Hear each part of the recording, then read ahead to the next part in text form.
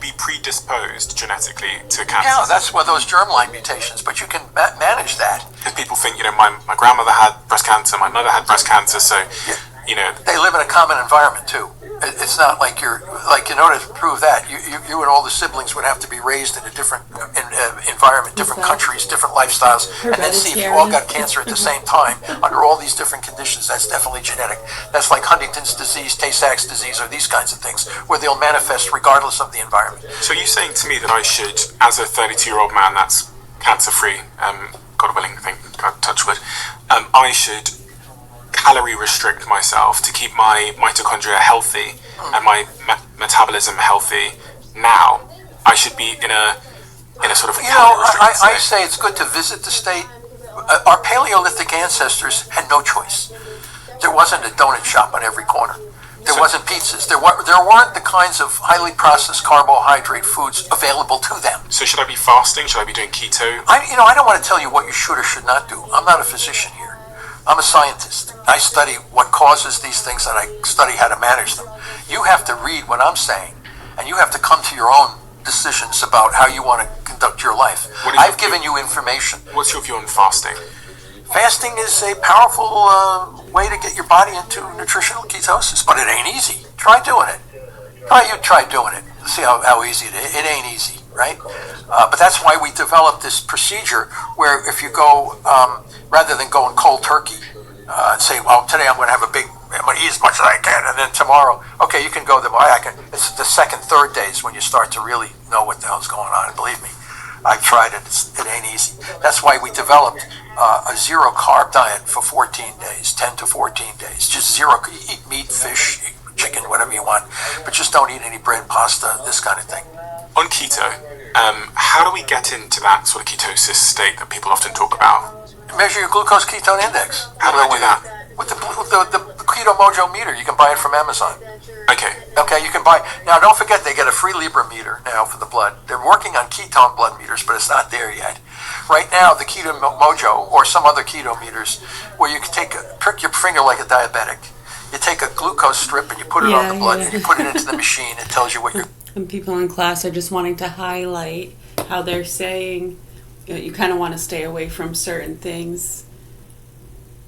Just during certain states, if you're trying to get your system into ketosis, as they call it, or ketosis, overdrive, some call it, heightened states of awareness.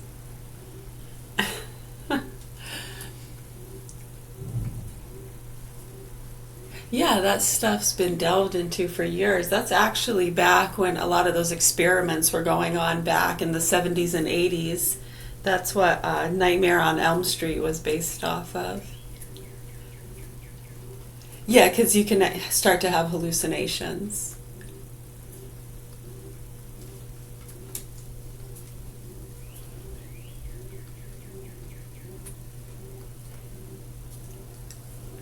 Yeah, it's interesting when you start delving into that. But what they wanted to mention was how they're talking about cancer prevention and different things like that. So yeah, it's good to eliminate some things, not necessarily indefinitely. Right, lay off, have a little bit, not too much. Lay off, have a little bit, not too much. It all depends on whatever you're talking about. Right, so when it comes to less gluten, that would be associated to people going through cancer treatment. And when you understand over the years, the bacterial infections, if you don't want to do Western medicine, pills, surgery, all the rigmarole there, and you go the more natural state and you want to cleanse your body and rid your body of the bacteria and what's making you sick, as opposed to masking the symptoms. Right, and oftentimes the masking and surgeries cause worse symptoms, they've learned. Yeah, it's better to, if you can, it's not easy and you have a choice, and isn't that great?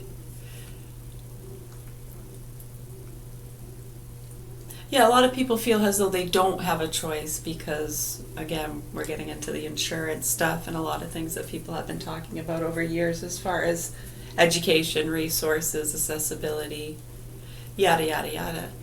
But yes, it is frustrating because I remember when I was diagnosed with chronic Lyme disease back in 2006, and part of the cleansing to get all that overloaded bacteria out of my system was to do a cleanse, and they suggested laying off of meat, dairy, and gluten. Made total sense, and it actually saved my life. I believe so. It was pretty bad. Yeah, so when you think about, too, what a lot of people have been through and the debate with those things and it just being made fun of, and you can see what characters have kind of ignored and made fun of that and made those people out to be crazy, psycho, granola is going to make you eat maggots. Yeah, it's got so bad and stupid and sickening to a lot of us. And it's sad when you see these children suffering from cancer and these marketers and slugs think it's all a fucking game, protecting their fucking sluts and bimbos and drug traffickers. Real fucking cute. Right. They don't fucking care, dude. They don't fucking care. And they will come up with some excuse. Well, they killed Kennedy! It's like, okay. Yeah, they're absolutely fucking insane. Well, they're being mean. They deserve it. Right? Yeah, it's gotten so out of hand and insane. So yeah, it is very frustrating to a lot of us when those simple diet changes can help save someone's life and help to cure them or rid their body of dangerous, what do you want to call it, diseases, illnesses, impairments, bacterial overloads.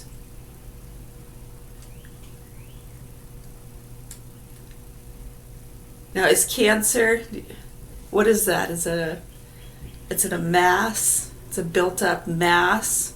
Heavy metals, toxins, chemicals? Right, so when you put simple science and education to these things, and when you look at what a lot of people have been dealing with and what people have been getting silenced and disappearing, right, and the fucking goons and idiots that are ignoring it and protecting the fucking bimbos and their drug traffickers. And they're gonna make you eat maggots. Oh, we can't say vaccine. We gotta go to Rumble. They're threatening me. I know, and notice how, like, they all out of the woodwork comes these threats, and they have a court case with some woman who said they touched him at a rave however many years ago, so now they gotta deal with that. I know, it's insane. So yeah, I could really care less about all of that. My name is Mary, and we're at the Governor Hill Mansion in Augusta, Maine, and I have 4 children here. And my youngest 2 are in the hands of sick, murderous pedophiles. And we're going to keep speaking out until the proper authorities help to educate the public as to how they've gotten away with it. What are you going to do? Right, because we've been doing this for a long time. How fucking sick and disturbing. Yeah, these are hostages in the hands of Hamas being protected by citizens who are really blind. Drive, baby, drive! Fucking sick, nasty drug trafficking, transgender pieces of shit.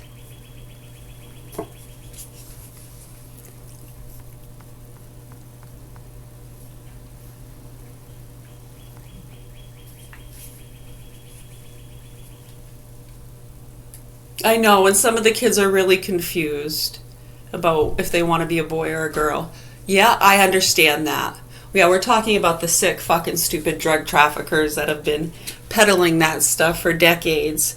And you can really see how it sprung up back around 9/11 and how that's connected to those trafficking lines and druggies and traffickers and pieces of shit. So I'm not sure. You're not going to tell me nothing, dude. I've been doing this my whole fucking life. The proper authorities here in Augusta, Maine need to educate people about what's happening here, and you pieces of fucking shit around here protecting them can fucking eat shit and die for all I care, you nasty fucks. And I hope you feel the pain and torture those kids have felt tenfold. You're welcome. Thank you very much. We really appreciate all that you're doing. What your glucose is. Squeeze your finger a little bit more, take the ketone strip, touch it to the blood, put it in the meter. It gives you the ketone value. Push the button, GKI comes right up. Okay. Okay, very simple.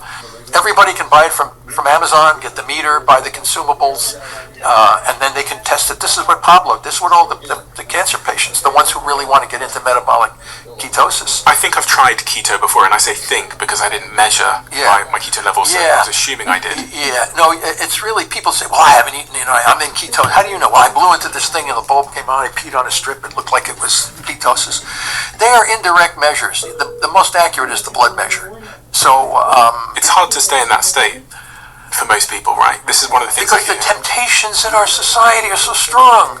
Yeah. I mean, Paleolithic man had no choice. Do you think that was his state? That's all he knew for thousands and thousands, tens of thousands, hundreds of thousands of years.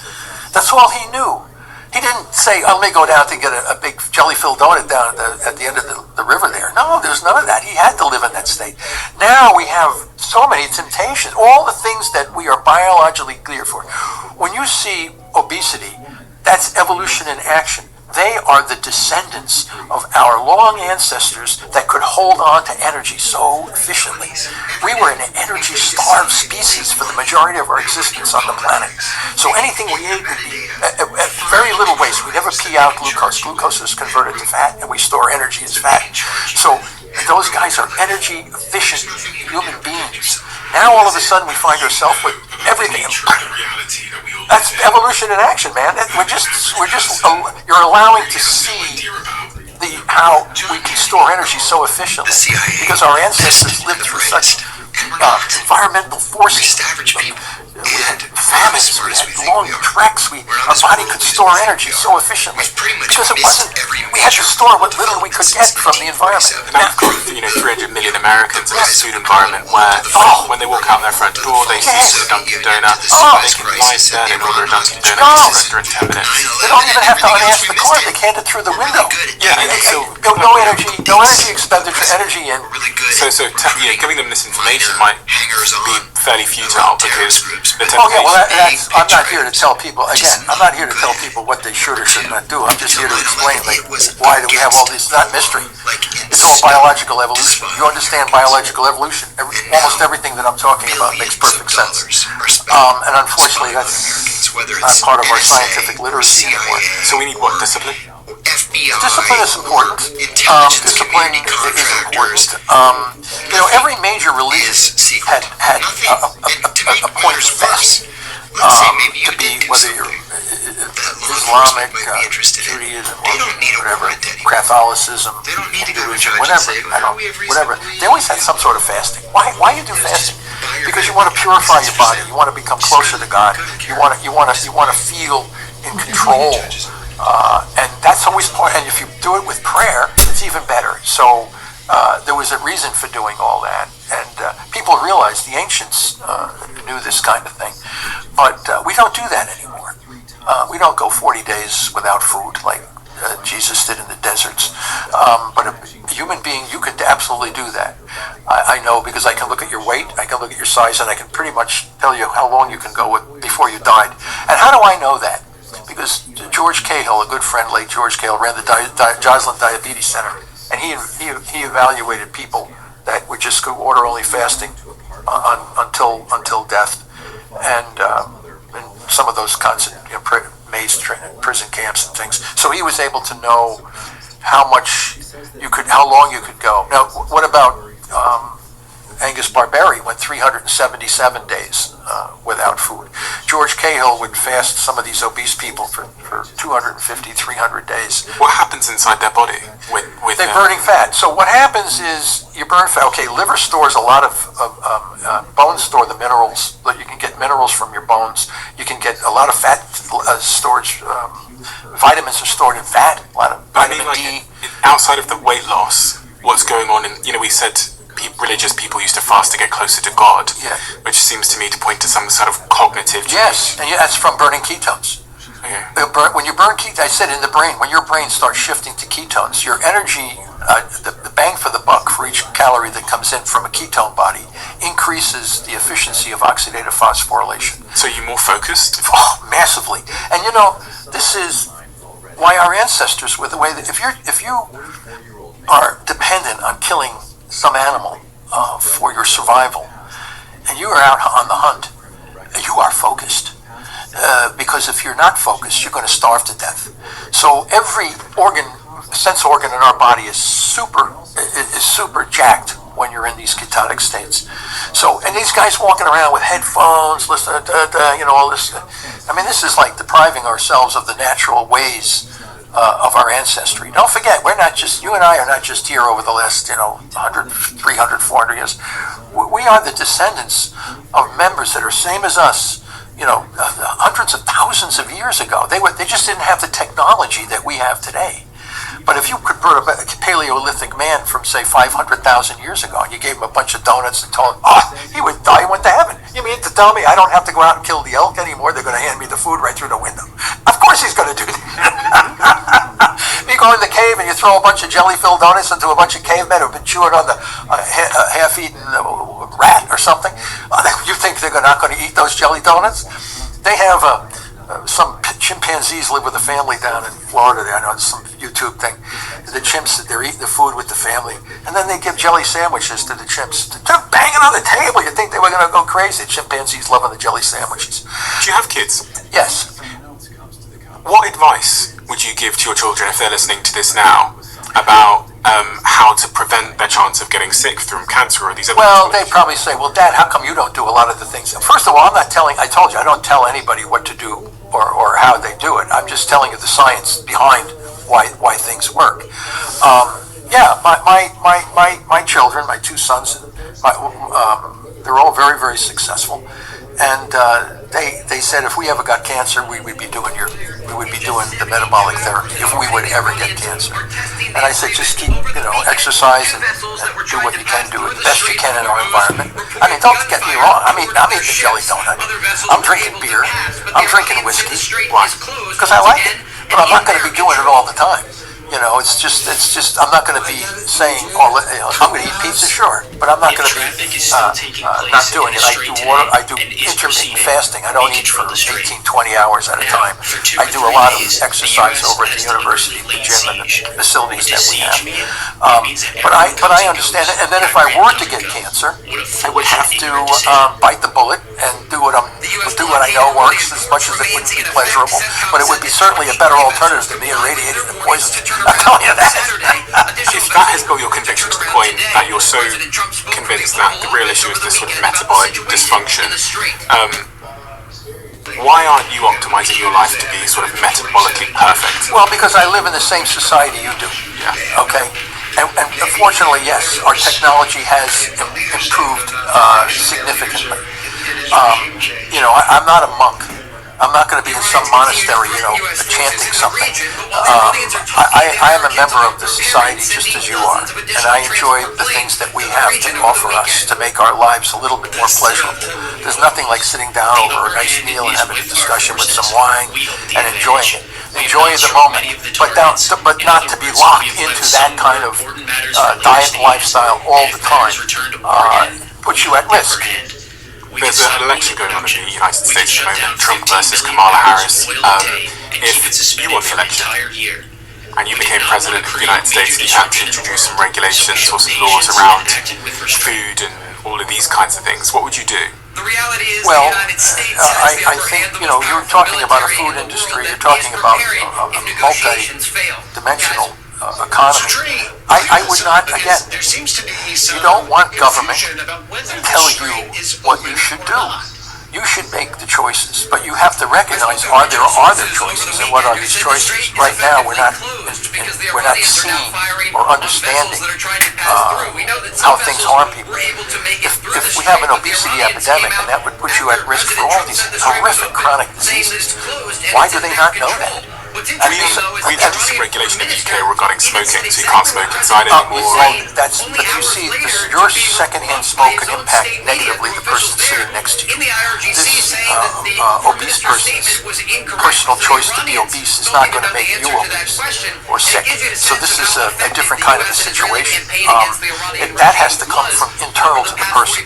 And they have to be concerned with their own health. What about drugs though? Like cocaine is not legal, so why can't they intervene to say you can't have Dunkin' Donuts? Because they're both, going to hardly I think you'd get a revolution if you can't eat a Dunkin' Donut. You're not going to get a revolution if you can't catch it. You try to go down here in Brooklyn and take away all these donuts from people. You're going to see they're going to go. It's like it's personal choices. I like Dunkin' Donuts. I mean, I like the coffee especially, but you go to a donut shop and get some of these crullers, jelly fills, and honey dipped. Are you kidding me? These things are delicious. You ever get these blueberry muffins? I tremble when I eat some of this stuff. And I'm not going to take that away from me. But if I want one, I'm not going to be. Every day I got to eat it. No, I just don't eat it. On the weekend I might get one. And even sometimes 2 or 3 months go by before I'll get one. But when you get it, man, you enjoy it. You really love it. Are you hopeful? I am very hopeful. Yeah, you see how that when the kind of science stuff comes, you correlates. can't suppress the truth. It's going to come out. The evidence, the scientific evidence is there. I'm documenting the scientific, and it's based on the shoulders of Otto Warburg. Are you kidding me? I mean, this was a giant in the field of biochemistry. It's not like I made this stuff up. I'm just extending what he has done to a new dimension and putting it into a practical application which he had never done. So it's just an extension of the knowledge base over this time. Why do you care so much? Toward a second round of direct talks between the United States and Too Iran. strong. The Iranians are saying they're going to keep the Strait of Hormuz closed. They are saying they're not willing to give up their highly enriched uranium, and they say they are prepared to return to war with the United States. They're trying to call President Trump's bluff. And as we have seen in the past, the president is not bluffing. He is very serious about the situation with Iran, and there are 2 options for the Iranians. Either they make a good faith deal and give up their enriched uranium, or it will be taken from them. Trey, it's Lucas. Pakistani media is reporting today that it looks like there's been some C-17 flights into Islamabad. It looks like talks could be resuming this week. You talk about the chaos inside Iran, the leadership, the IRGC versus the politicians. What do you think the next steps are with these talks? Could they be resuming this week? It's a great question. There was a delegation from Pakistan that arrived in Tehran late last week and tried to move the ball forward. And the Iranians even acknowledged this. They said they received new proposals from the Americans, but they'd not yet responded. We're at the last minute here, down to the wire, less than 72 hours away before this ceasefire ends. And the president has indicated he's not really interested in extending the ceasefire agreement. If the Iranians are willing to make a good faith deal, they're going to make it right now. And so the question is whether or not there are going to be a second round of direct talks this week in Islamabad, Pakistan. Preparations appear underway for that possibility. But again, the president yesterday holding that situational assessment at the White House with top generals, military commanders, and cabinet officials. And so the president understands the battlefield here, and we are looking at a situation where there's either going to be an agreement or the war in some capacity is going to resume. And so in the coming days, we expect to get more information about the possibility of talks. President Trump has indicated he prefers a diplomatic option, but remains prepared should this campaign resume. The clock is ticking indeed. Trey, thank you very much. Let's hope that things de-escalate and negotiations resume. We'll make one note. This blockade on Iranian oil is really significant because their ability to store the oil that they're pumping is almost at a max right now. And so people think, well, okay, so you just shut off your pump. It's not like a faucet. If you're not constantly pumping, actually those wells can be damaged. So there could be long-term permanent damage or very expensive damage to these wells. And so they are thinking about that as well. They need that blockade so we can do the blockade of their oil. And they're thinking about that as their Iran doesn't want to make a deal unless the blockade gets removed. Of course, because it's a part of And the ultimate takeaway is that it further brings Iran's economy to its knees. Meanwhile, we are, from the economic standpoint, also increasing sanctions on anyone that receives that oil. So when we talk about the economic damage to Iran, it is definitely a long felt pain. I was just gonna say it's hurting our economy. It's not it's not detrimental, but it's hurting people. Let's make no mistake. And it has very Yeah, I serious saw like political flicking a consequences switch. for the midterm. It does appear Is that even considered an overnight process even? tells Islamabad to clear out another delegation. For that Just one? what happened last time. Hey everyone, I'm Emily Campagno. Catch me and my co-hosts Harris Faulkner and Kaylee McInerney. Price is Right. A new fireplace. From rustic crafts is Yeah, thank you. electric fireplace. Welcome. Traditional in style and rich pine with blaze log screen and heater takes the chill off a room for pennies a day. Donna, what are you? Pleasure's all mine. I'll say 480. $400. Sonia. 500. $500. Gloria. 840. $840. Nanette. 841. $841. They're even having trouble between themselves now. Actual retail price $649. Winner Sonia. Come on, Sonia. We're going to play a pricing game, right? Hold on. Come to me, Sonia. Yeah. What? But that when I said it like that, it sounded creepy. That. A new car. It's a creepy tone. Pleasure's all mine. The new Isuzu Deluxe Sedan combines great deal of power with a luxury 5-speed transmission from American Isuzu Motors. It comes with California emissions. We're going to play the money game. Pick out the first two numbers and the last two numbers and the price of the car, and you win it. What do you want first? A guy that I've known for 10 years, worked him through, and then all of a sudden he gets a cerebral hemorrhage and dies. He was our poster child for how long you could live with a glioblastoma on metabolic therapy, but he didn't die from the cancer.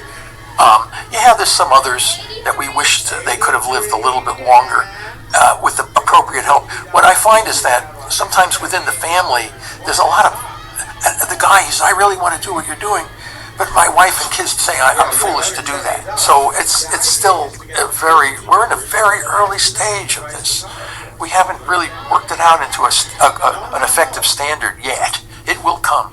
So people, and the other members of the family get super help. When they all work together and they do it, everybody says, I never felt so healthy in my life. Guy Tannenbaum had advanced prostate cancer. He wrote a book and he's on the web, and he had hypertension, high blood pressure, overweight, obese, everything. And then he does several 18-day water-only fasts, got himself, everything, all these things went away. His diabetes went away, his hypertension, high blood pressure, and the cancer can't be found. So is he cured? I have no idea. But he's managed? Yes, he's managed. And he's healthier.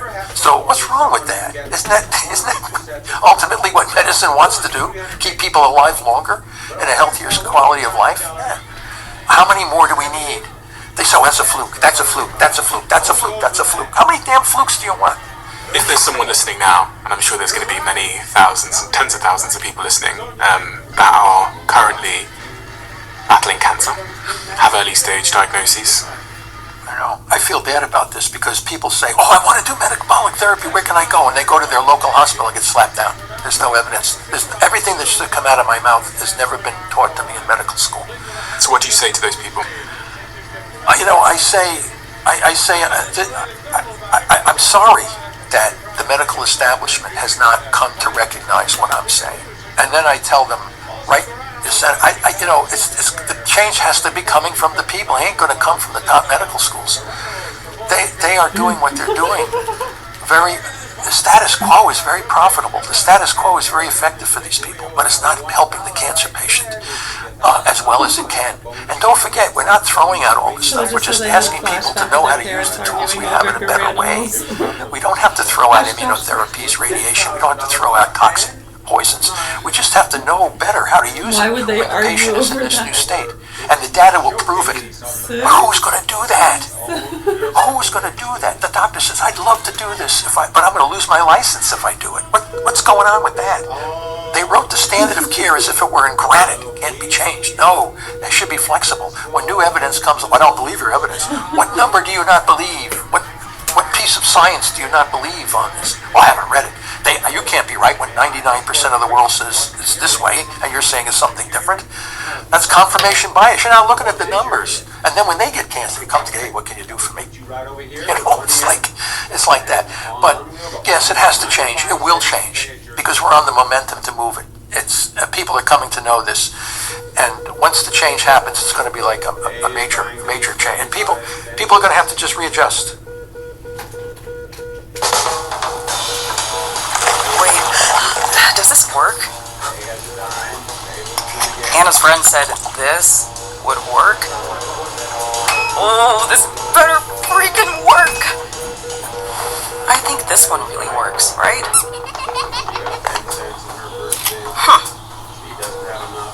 Nice. Supplements should be a science, not a belief system. That's why I trust ritual. If this is a simulation, then presumably we can infer a few things, that the people building it will have to be very technologically advanced. Nick Bostrom isn't just a philosopher. He's a global thought leader on the future of artificial intelligence. He's the author of Superintelligence, the groundbreaking book that brought the risks of advanced AI into mainstream conversation. People have, for thousands of years, tried to create imaginary worlds that people can experience with the theater, right, or literature. Maybe for these post-humans, they might be interested in knowing what, if they ever ran into alien civilizations, what those would be like. How do you think about AI in terms of the significance in humanity? Reviewing the rapid recent advances that we've seen in the field of artificial intelligence, it really looks like we kind of possibly figured out a large component of the secret sauce. So how do you think entrepreneurship will change in this world? You mentioned that there might be still some jobs. The kinds of jobs that might remain, I think, are... If it's true that we're living in a simulation, what do you feel like are the moral implications of what it means for our lives? That's difficult. I think... Hey, young and profiters, AI is everywhere right now. And if you're not paying attention, you're already falling behind. So in the spirit of this week's AI theme, today's Yap Classic tackles the big... Thomas, we have a closing tradition on this podcast where the last guest leaves a question for the next guest, not knowing who they're going to be leaving it for. And the question that's been left for you is, imagine the end of your life. Your closest friends and family are at your funeral.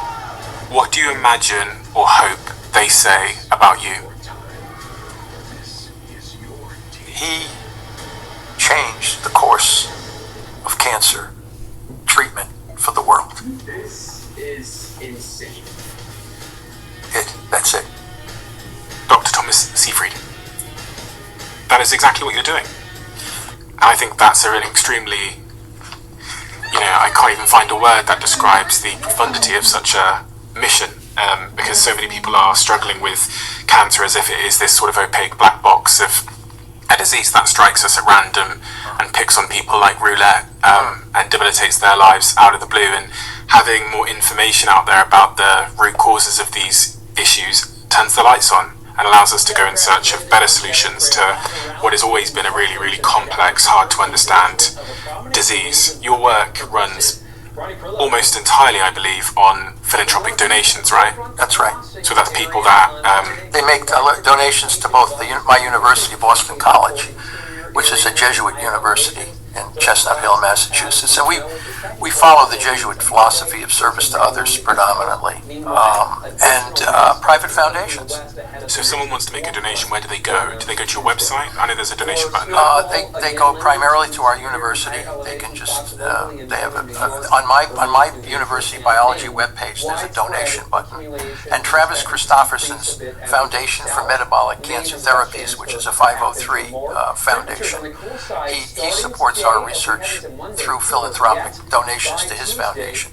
I would urge anyone that wants to support your mission to go to your university website. There's a donation button there, which I saw it earlier on. Click that button, and then they can make a donation if they. That's right, and Travis Christofferson's foundation, okay, which is the Foundation for Cancer Metabolic Therapies, 503 Foundation, Travis Christofferson's.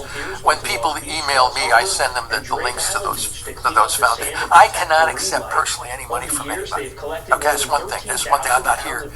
So people say, I want to give you money to do it. No, I can't. You have to give it to the university that comes through me through the appropriate channels to support my research through the university.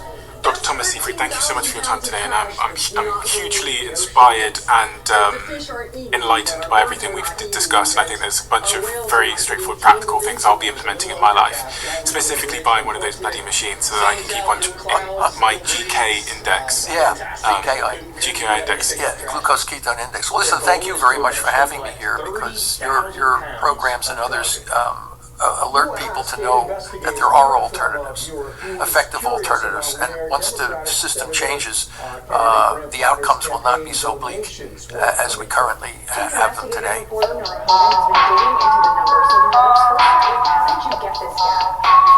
Isn't this cool? Every single conversation I have here on the Diary of a CEO, at the very end of it, you'll know, I ask the guest to leave a question in the Diary of a CEO. And what we've done is we've turned every single question written in the Diary of a CEO into these conversation cards that you can play at home. So you've got every guest we've ever had, their question, and on the back of it, if you scan that QR code, you get to watch the person who answered that question. We're finally revealing all of the questions and the people that answered the question.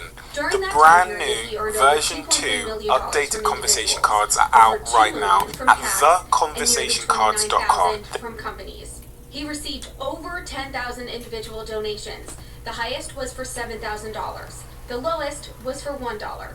And the average contribution was $223. Most of the donations came from Maine, followed by New York, California, and Massachusetts. When it comes to PACs, many of the donations were from unions. The PAC with the largest total contribution, though, came from Massachusetts-based Democratic PAC Act Blue. When it comes to companies, the largest donor was a political yard sign manufacturer based in Minnesota. They donated over $16,000. In all, when we look at total fundraising in this Senate race, Plattner has raised roughly double that of its primary challenger, Governor Janet Mills, and nearly $1.5 million more than sitting Republican Senator Susan Collins. If you're interested in getting a closer look at their fundraising, let us know. And if you have any other questions that you want answered, send us an email to 8investigates@WMTW.com. In studio, I'm Nora Hogan for 8 Investigate. New here first at 4, Governor Mills picking up several endorsements for her U.S. Senate race today. Mayors from cities across the state, including Westbrook, South Portland, Auburn, and Waterville, say Mills is their pick for Maine's next senator. This comes after Planned Parenthood Action Fund endorsed her earlier this week. She spoke with the organization earlier today. This election could determine the rights of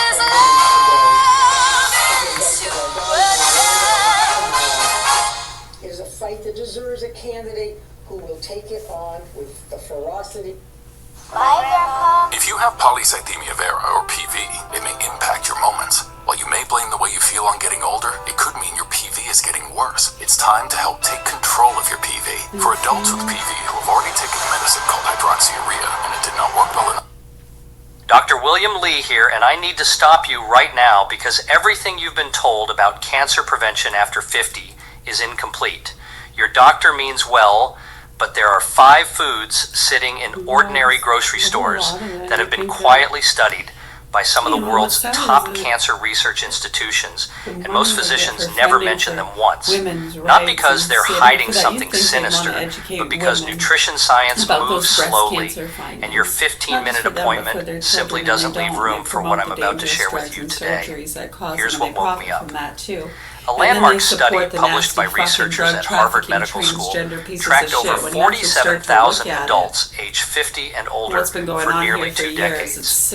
What they found was extraordinary. The participants who consistently consumed specific plant compounds had a 41% lower incidence of common cancers compared to those who didn't. AKA 41%. taken out of the hands of sick That's murderers, not a rounding pedophiles error. who tried That's to not a kill fluke. us. That is a signal, okay. and it's a It's signal we totally should all be justified. paying Don't worry attention about to. that. We're concerned Now, about the I want to children tease and something for exposing you the right now, networks for what because they item are, number you know? 2 on today's list is something I'd wager you eat regularly, but almost certainly not in the way that actually works against cancer.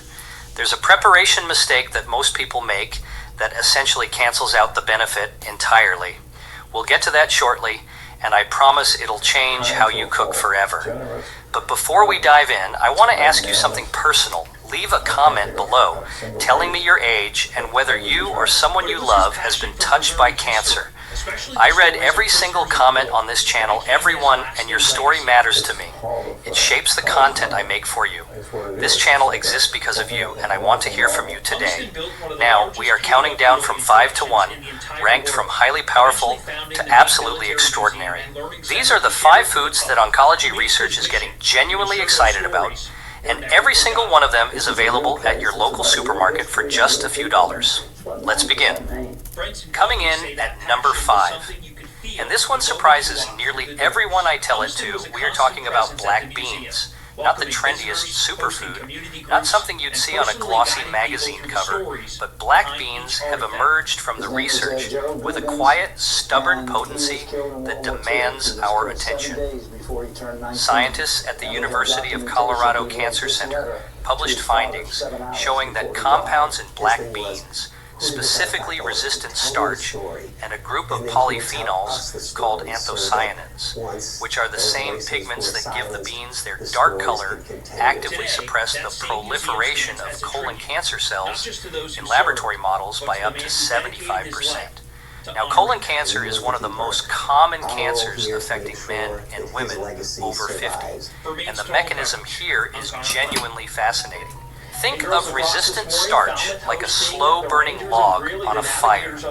Unlike regular carbohydrates that your body burns quickly and converts to sugar, resistant starch travels all the way through your small intestine undigested and arrives in your colon, where your gut bacteria ferment it and produce something called short-chain fatty acids. One of those fatty acids, butyrate, essentially tells precancerous colon cells to self-destruct before they can cause damage.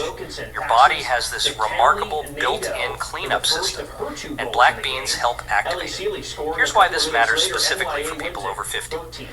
As we age, something called intestinal permeability increases. Doctors sometimes call it leaky gut. And what it means is that the lining of your colon becomes less effective at keeping harmful compounds contained. This creates a chronic, low-grade inflammatory environment that cancer cells absolutely thrive in. Black beans counteract this directly. The fiber feeds beneficial bacteria that reinforce that intestinal lining, and the anthocyanins fight the inflammation at the molecular level. For preparation, dried beans that you soak overnight and cook yourself release significantly more of these protective compounds than canned beans. Studies suggest roughly 30% more bioavailability. If you're using canned for convenience, drain and rinse them thoroughly. And then here's the synergy tip. Add a tablespoon of extra virgin olive oil when you cook them. The healthy fats in the olive oil dramatically improve your absorption of those fat-soluble polyphenols. Half a cup 3 to 4 times per week is the sweet spot the research points to. And don't worry, that's easy to work into soups, stews, salads, and side dishes. Now let me tell you about Margaret, a 67-year-old retired school teacher from Tucson, Arizona, who came to my seminar 2 years ago. She had a family history of colorectal cancer, her mother and an aunt, both diagnosed in their 60s, and she was terrified. She overhauled her diet around these principles, including black beans 4 times a week. At her colonoscopy, 18 months later, her gastroenterologist told her the health of her colon looked 10 years younger than her age would suggest. Margaret cried in that office. She sent me a note I still have. Small changes, real results. Now let's move to number 4, and I want you to pay close attention here because we're talking about something that has been studied in the context of breast, prostate, lung, and liver cancer simultaneously. We're talking about walnuts. A collaborative study between researchers at UC Davis and the Marshall University Joan C. Edwards School of Medicine found that consuming just 2 ounces of walnuts daily, that's about a small handful, reduced the expression of genes associated with breast cancer metastasis by 58% in women with elevated risk. 58% suppression of cancer spread pathways from a food you can eat in your car on the way to the grocery store. The research is published, it's peer-reviewed, and it is remarkable. The reason walnuts work so powerfully, especially in aging bodies, comes down to 3 things working together. First, walnuts contain a form of omega-3 fatty acid called alpha-linolenic acid, which your body converts into the same anti-inflammatory compounds found in fish oil. Chronic inflammation, think of it as a constant, low-level fire burning inside your tissues, is now understood by oncologists to be one of the primary environments in which cancer cells flourish and spread. Walnuts help extinguish that fire. Second, they contain an antioxidant compound called ellagic acid, which research from the Linus Pauling Institute at Oregon State University has shown can interfere with the blood vessel formation that tumors need to grow and sustain themselves. Tumors, you see, essentially hijack your body's ability to build new blood vessels, a process called angiogenesis, and ellagic acid disrupts that hijacking. Third, walnuts are one of the richest dietary sources of melatonin, yes, the same compound associated with sleep, which has demonstrated direct anti-tumor activity in multiple cancer cell lines. After 60, your body's natural antioxidant production declines by roughly 30 to 40%, and mitochondrial function, the energy-producing machinery inside every one of your cells, becomes less efficient. This means cells are more vulnerable to the kind of oxidative damage that initiates cancer. Walnuts essentially step in to compensate for that decline. Eat them raw, not roasted. High heat degrades the omega-3s and reduces that ellagic acid content significantly. The synergy tip here is powerful. Pair your walnuts with a small piece of dark chocolate that is 70% cacao or higher. The flavonoids in dark chocolate and the ellagic acid in walnuts appear to have a compounding anti-proliferative effect on cancer cells. A joint study from the University of Barcelona described this combination as producing an effect greater than the sum of its parts. 2 ounces of raw walnuts daily, ideally in the afternoon when your body's antioxidant activity naturally dips. Moving now to number 3, and this one has been making serious waves in oncology journals for the past decade. I want you to think about a tiny orange powerhouse that most people associate with Thanksgiving and ignore completely for the rest of the year. I'm talking about pumpkin and specifically the seeds inside it, which might be the most underutilized cancer-fighting food in North America. The flesh of pumpkin is extraordinarily rich in beta-carotene and alpha-carotene, carotenoids that your body converts to vitamin A, and that have shown in a Journal of the National Cancer Institute study of over 120,000 participants to be associated with a 28% reduction in lung cancer risk. But the seeds are where things get truly extraordinary.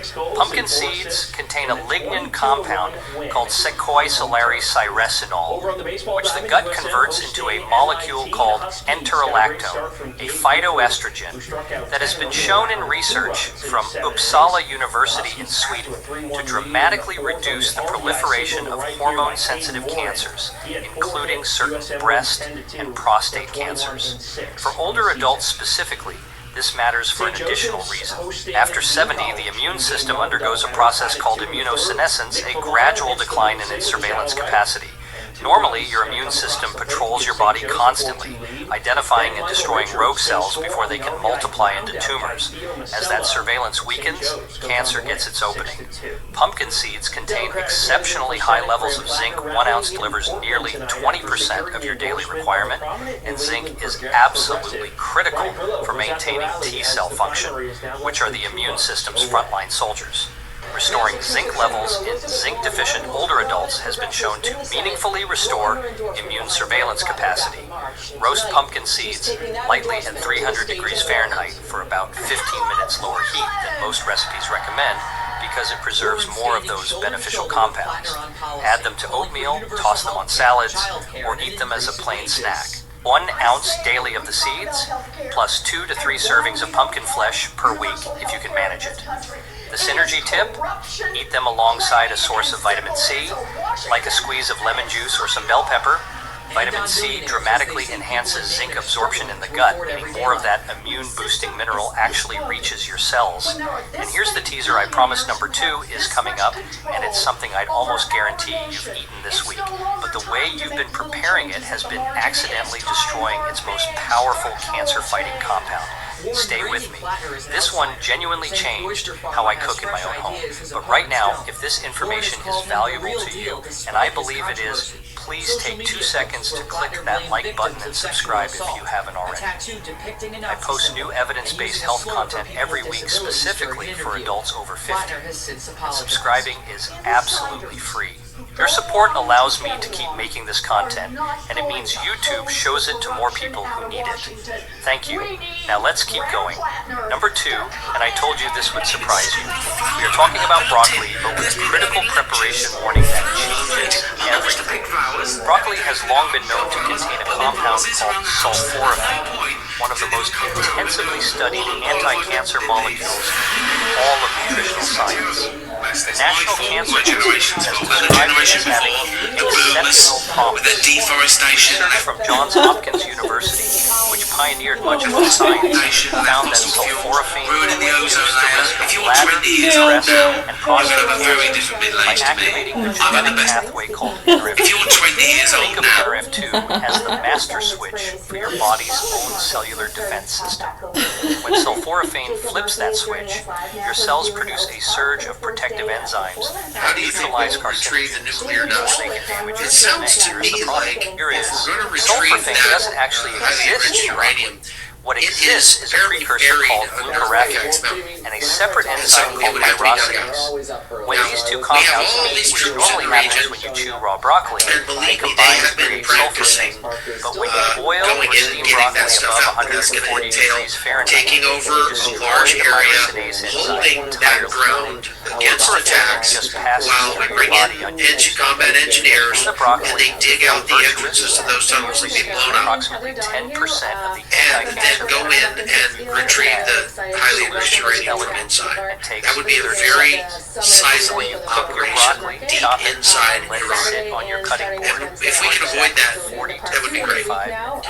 So if we're going to get that highly enriched uranium with the help of the Iranians, then it would be kind of a joint operation where we would go in with them and all of us would work together to dig out the pickaxe study from the University of Illinois found that simple technique increased sulforaphane bioavailability by over 300%. How do you think we will retrieve the nuclear dust? From a 45-minute It sounds to me like if we're going to retrieve that Now here's why broccoli belongs this high on our list specifically for people over 50. Pickaxe Mountain. One of the hallmarks of And aging so it would have to be is dug the out. accumulation of what scientists call We have all senescent these cell troops in the cells region, that have stopped dividing but and believe stubbornly me, they have refuse to been die, practicing instead secreting going in inflammatory and getting that molecules stuff out. But that's going to damage surrounding entail tissues, taking and over create that a large cancer-friendly area, environment I mentioned holding earlier. that ground Sulforaphane against has been attacks shown in research while we from bring the in Buck Institute for combat Research on engineers Aging and they to dig out the selectively entrances to accelerate those the tunnels and be clearance blown of up. zombie cells from the body. And then It's like go a in targeted and cleanup retrieve the that your highly body enriched uranium desperately from needs inside. more of That as would you be a get older. very I had a patient, sizable Robert, operation 71 years deep old, inside retired Iraq. firefighter from Portland, Oregon. If we can avoid Robert that, had been dealing that with would be elevated PSA levels, a So, prostate if we're cancer going to marker get for that highly 3 enriched years, uranium watched carefully by with his urologist. the help He of was the anxious, understandably so. we would- He it made would be several kind of a joint dietary operation changes, where we would go prominently in featuring broccoli with them prepared the and correct way, plus all several of other us would foods work we'll together discuss. to dig Over out 14 the months, his PSA stabilized and then began to decline. get the highly His enriched urologist was cautious but genuinely have a hard time surprised. seeing that happen. Robert told How me do he you felt think- like he'd finally found something he could actually do. That sense of agency matters enormously, and I see it again and again. 3 to 4 cups of broccoli per week, prepared with that 45-minute chop and wait technique. The synergy tip: add mustard seed powder to your broccoli after cooking. Mustard seeds contain their own myrosinase enzyme, and research from the University of Illinois confirmed that adding just a small amount to cooked broccoli restored sulforaphane production almost entirely, compensating even for heat-damaged enzyme. Mustard and broccoli, one of the most science-backed pairings in anti-cancer nutrition. And now, number 1, the food at the top of this list is not glamorous. It is not expensive. It will not earn a single follower on social media. But the research behind it is so consistent, so reproduced across so many institutions and so many cancer types that I consider it the single most important thing most adults over 50 are not eating enough of. I am talking about tomatoes, specifically cooked tomatoes and the compound lycopene. Lycopene is a carotenoid, a red pigment, and it is one of the most powerful antioxidants found in the human diet. A meta-analysis published in the journal Cancer Epidemiology, Biomarkers and Prevention, pooling data from 21 separate studies involving over 260,000 men, found that high lycopene intake was associated with a 26% reduction in prostate cancer risk overall, and in men with the highest consumption, the reduction in aggressive prostate cancer risk reached 44%. The World Health Organization has flagged lycopene-rich diets as a priority area for cancer prevention research, and the evidence extends to breast, lung, stomach, and cervical cancers as well. Here's the beautiful twist that makes tomatoes unique on this list. Cooking dramatically increases lycopene bioavailability. Unlike sulforaphane in broccoli, lycopene survives and actually multiplies in availability when tomatoes are heated. Lycopene is locked within the cell walls of raw tomatoes in a form your body struggles to absorb. Heat breaks down those cell walls and transforms lycopene into a configuration your gut can take up with extraordinary efficiency. A study from Cornell University found that cooking tomatoes for 30 minutes increased lycopene absorption by 55% compared to raw tomatoes. Canned tomatoes, tomato paste, marinara sauce, sun-dried tomatoes, these are genuinely more medicinally potent than fresh tomatoes from a lycopene standpoint. For aging bodies specifically, lycopene performs 2 crucial functions beyond its well-known antioxidant activity. First, it has been shown to inhibit IGF-1, a growth factor that increases in many adults as they age, and that actively promotes the proliferation of cancer cells, essentially a biochemical signal that tells cells to grow, including the ones you don't want growing. Second, research from the University of Portsmouth found that lycopene specifically protects mitochondrial DNA, the genetic material inside your cell's energy factories, from oxidative damage at a rate that was more pronounced in older tissue than in younger tissue. After 65, your mitochondria are running less efficiently and are more vulnerable to this kind of damage. Lycopene appears to specifically address that vulnerability. 4 to 5 servings of cooked tomato products per week is the target supported by research. A serving is half a cup of tomato sauce or a quarter cup of tomato paste. The synergy tip here is essential and non-negotiable. Always consume your cooked tomatoes with a healthy fat. Lycopene is fat-soluble, meaning it requires fat to be absorbed. Eating tomato sauce without olive oil is like handing out concert tickets with no venue address. The olive oil is the venue. A study from Ohio State University confirmed that adding healthy fat to tomato products increased lycopene absorption by nearly 400%. This is why traditional Italian cooking olive oil, garlic, and tomatoes together has such a compelling relationship with lower cancer rates in Mediterranean populations. Food culture and biochemistry arrived at the same answer. These 5 foods, black beans, walnuts, pumpkin, and its seeds, broccoli prepared correctly, and cooked tomatoes with healthy fat represent something extraordinary. They represent the intersection of ancient food wisdom and modern oncology. They cost almost nothing. They require no prescription. They have no side effects other than better health. And every single one of them has been studied by real researchers at real institutions whose references I have placed for you in the description below this video. I want to speak to you directly for a moment. If you are over 60 or 70, you may sometimes feel that the window for meaningful health change has closed, that the damage is done, the genetics are set, the trajectory is fixed. I want you to hear this clearly. The research says otherwise. Multiple studies have confirmed that dietary interventions in adults over 65 can meaningfully alter cancer biomarkers, immune function, and cellular health within weeks to months of starting. It is never, and I mean never, too late to give your body better information through better food. The goal is not just longer life, it is more vital life, more independent life, more mornings where you wake up feeling capable and strong and present for the people you love. That is what this is about. That is what every piece of research on this list is ultimately serving. You deserve to have this information. You deserve to have it years ago. And I am grateful every single day that platforms like this one allow us to have this conversation. If this video helped you today, please subscribe right now. It costs you nothing, and it means the world to this channel and to the community we're building here together. Hit the notification bell so you never miss a new video, and leave me a comment answering this. Which of these 5 foods are you going to add to your routine first, and has this video changed how you'll prepare any of them? I want to know. I read every comment. You are not just a viewer to me, you are the reason this work matters. I'm Dr. William Lee, and I'll see you in the next one. Interesting.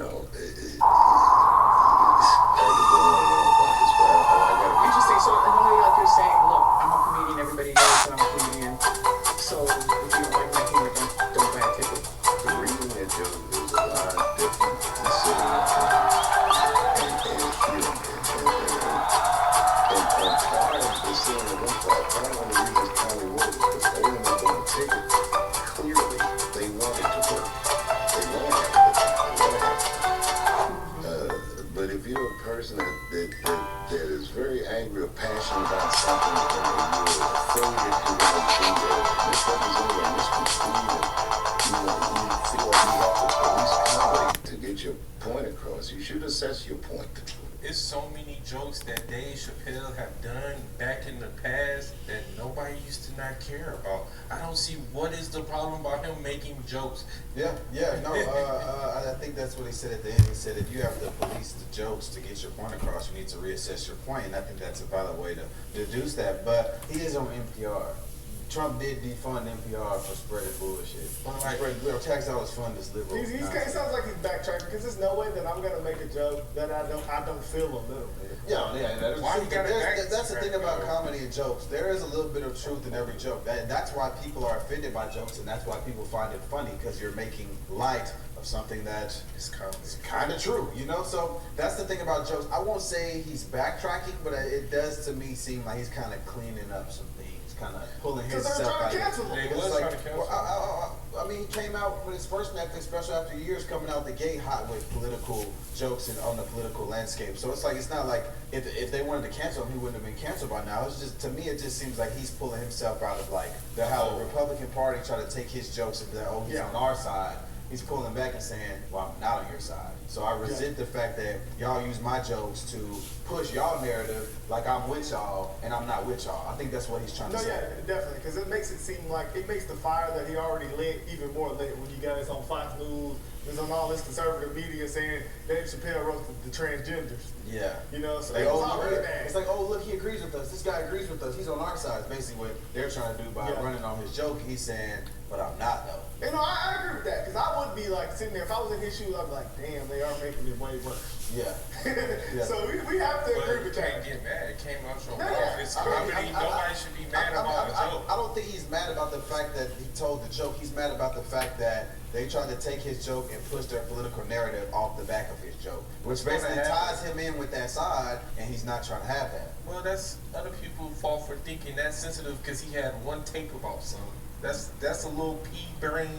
Well, yeah, that's thinking like that. But we already know who's the most offended. It is the transgender community, because white people, which were still offended by Drewski stuff, or if a white comedian roasts black people, like we really can't get upset enough to cancel somebody because it's comedy.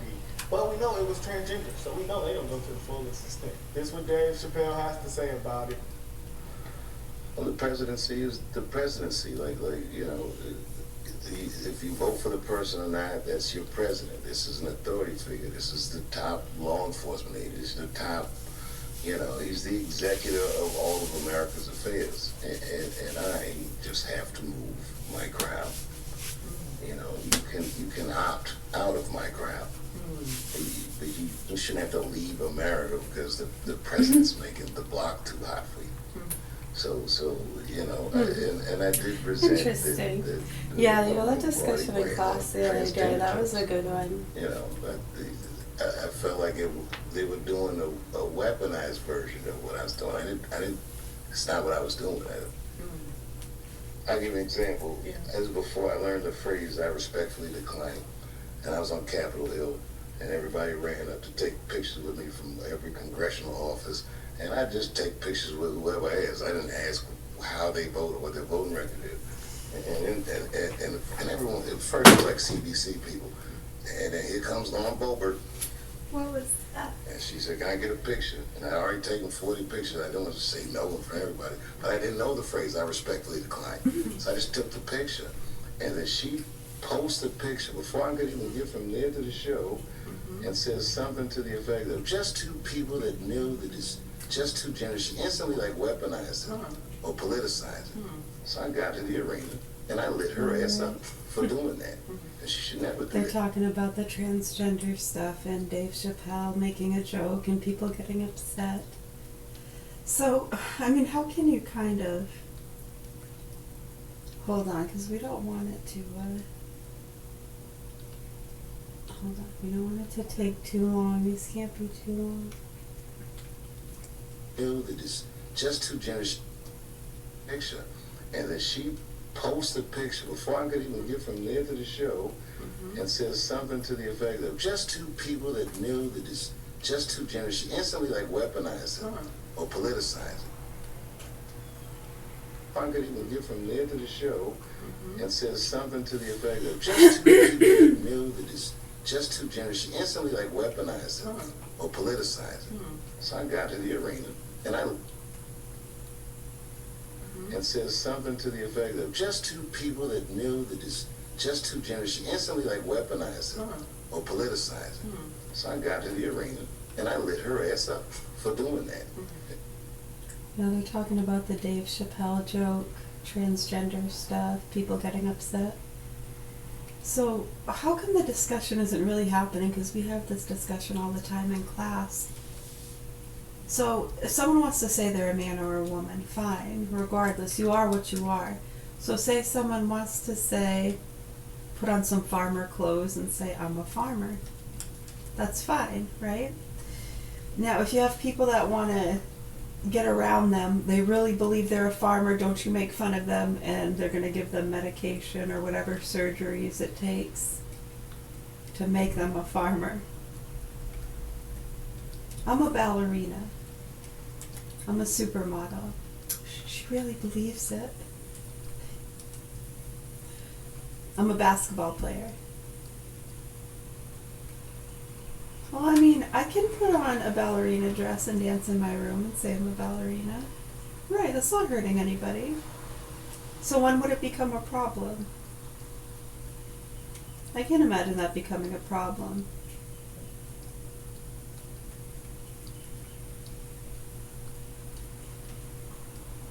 And people are making fun of them and they're telling her she's not a ballerina. Well, I mean, technically she's not.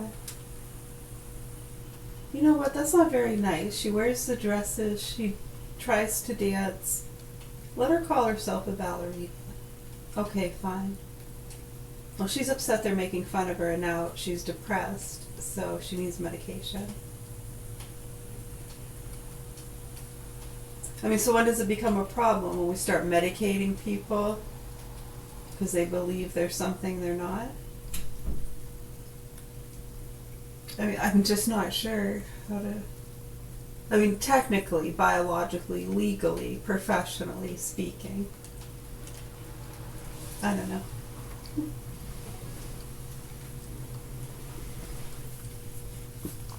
Seems really silly, doesn't it? Now she knows what's up. Yeah, you do whatever the fuck you're doing. Excuse my language. You do whatever it is you do, but don't... I got it, trash. And the only thing that got me out of that space was a I'm comedian talking friend of about mine. the Dave the Chappelle late, joke, McDonald. transgender stuff, people getting That's upset. right.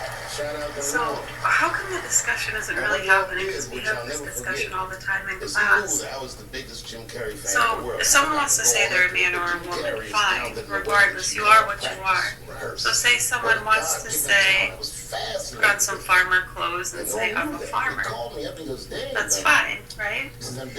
Now, if you have people that want to get around them, they really believe they're a farmer, don't you make fun of them, and they're going to give them medication or whatever surgeries it takes to make them a farmer. It's called Man on the Moon. I'm a ballerina. And in this movie, Jim Carrey played another comedian I admire, the late great Andy Kaufman. Yes, and Jim Carrey was so immersed in that role that from the moment he woke up, Well, I mean, I can put on a ballerina dress and dance in my room and say I'm a ballerina.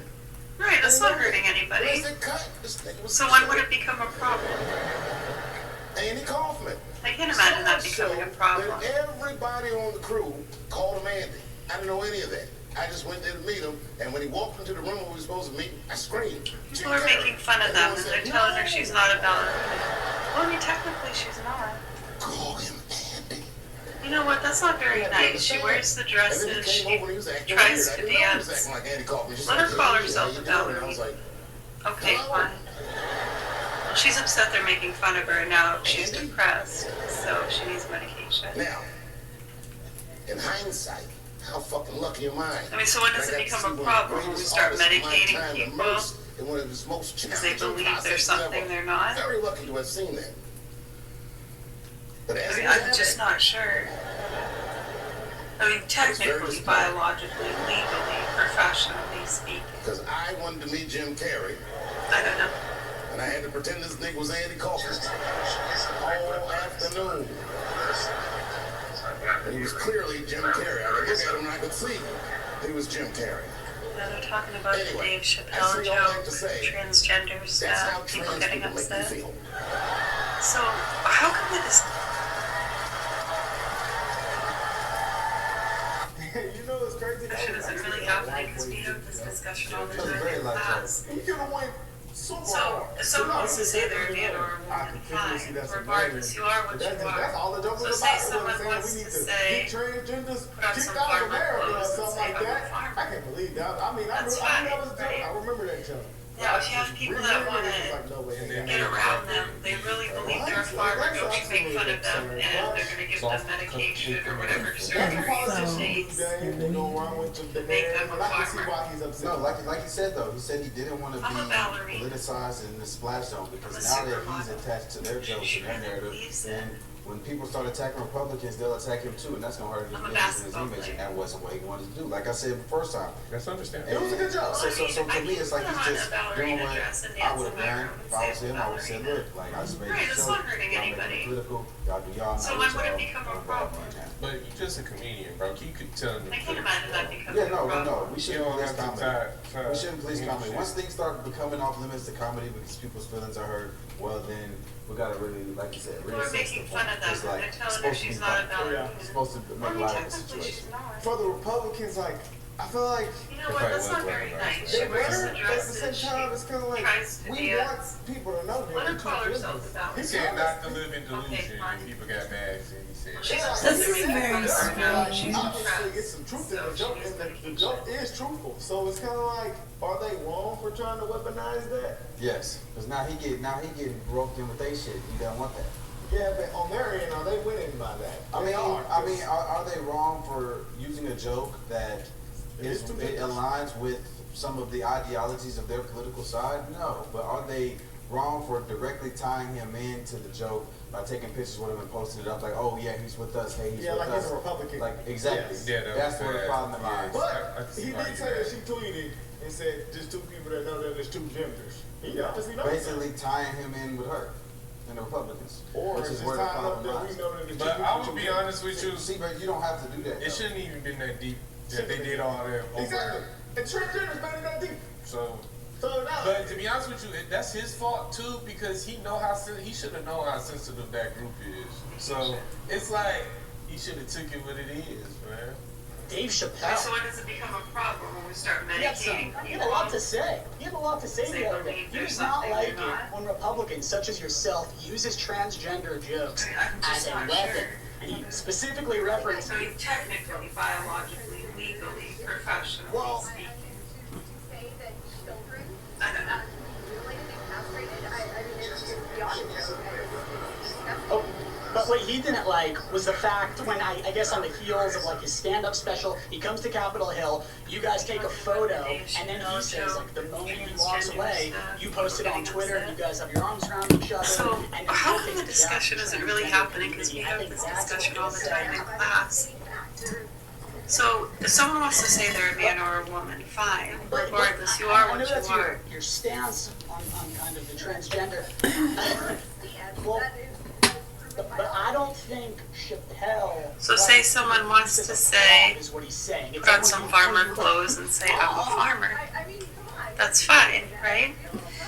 Now, if you have people that want to get around them, they really believe they're a farmer, don't you make fun of them, and they're going to give them medication or whatever surgeries it takes to make them a farmer. Yeah, that's what's going on.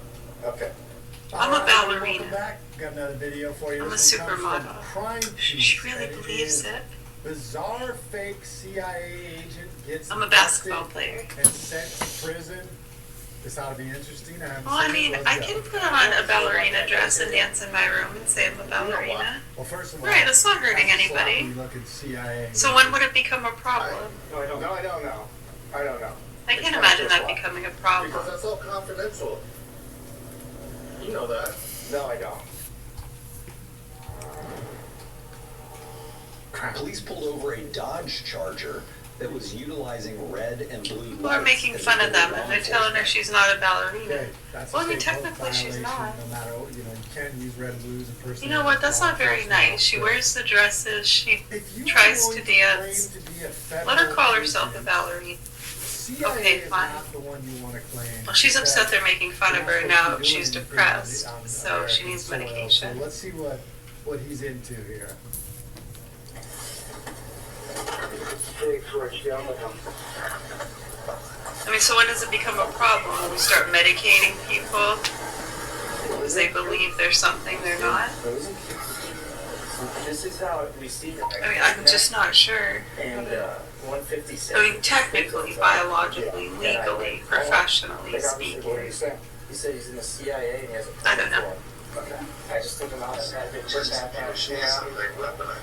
I wonder how many times this guy has done this over the years. Hopefully none.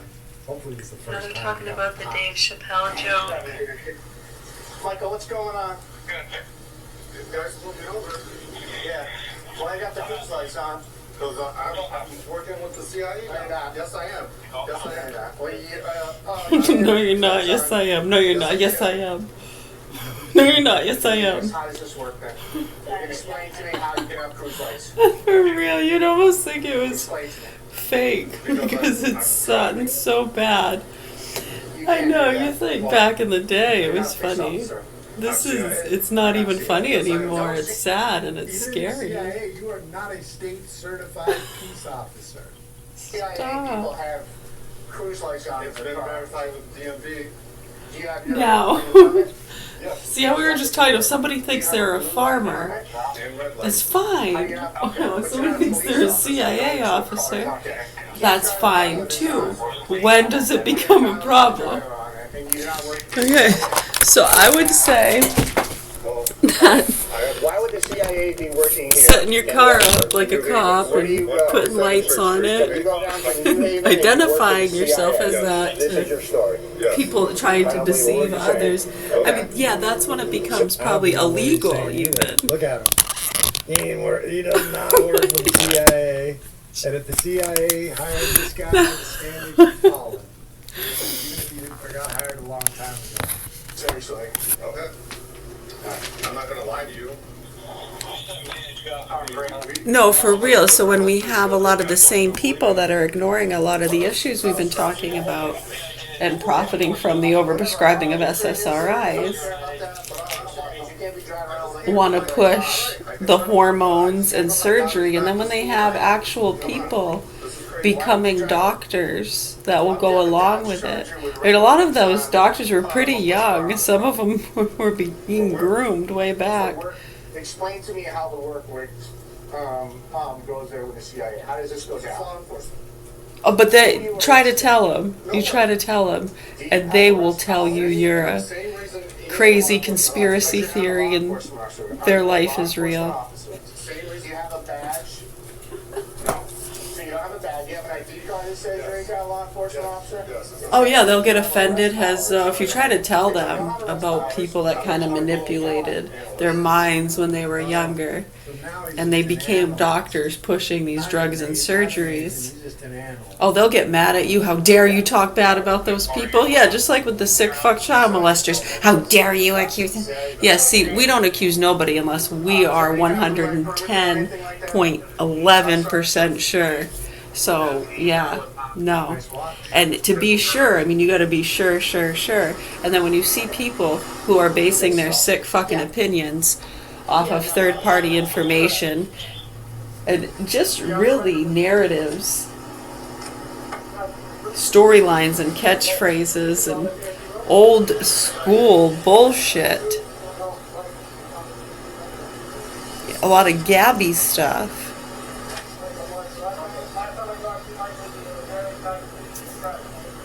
Yeah, when you see what they've been doing in the systems of state workers and a lot of the people protecting these fucking sickos, that you are crazy to even suggest such a thing. And we've been doing this our whole lives. We see it all the time in the worst of the worst cases. And when you know what you know, we don't base our information off of a hunch or other people's opinions. We make sure. So anyways, I really hope the proper authorities here in Augusta, Maine do what they're supposed to do. Yeah, it's pretty bad, huh? And when you think about it, and our governor of Maine pulling in the yard here back around COVID, telling my dad, we gotta teach these kids a lesson, and then protecting fucking some of the most well-known drug traffickers. We got the cartel family label. They put my brother's name in the paper back in 2009, get these dangerous cartel drug traffickers. Right, so we've been dealing with this shit since we were kids. That's why we were put on the programs when we were 18 back in the year 2000. They don't like us either. And you're actually helping and aiding and abetting some of the worst fucking sickos. Right, when you try to tell them that, they don't like to look at it like Dan Bongino, right? Some of the FBI people that they've been trying to talk with and explain to them how they're putting our children and families in danger.